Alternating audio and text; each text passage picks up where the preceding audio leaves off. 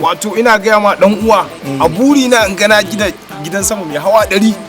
hawa 100 hawa 100 kai karamin mai kudi haba ai ni din Najeriya ban ga mai irin kudi na ba kaf Najeriya babu mai kudi na saboda inda kake gani na din nan wallahi kudi na ma ban san ma yawan su ba in zan yi fa in zan yi kudin ban ma san yawan kudi na bane to wannan wani irin kudi ne ai wannan shine ake kira malala gashin saniya shi da kake zuwa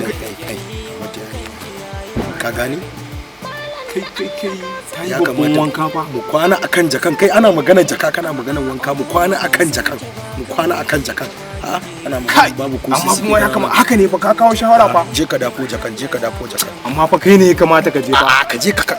ka dafo jakan nan mana ya kaje haka ne bari in je to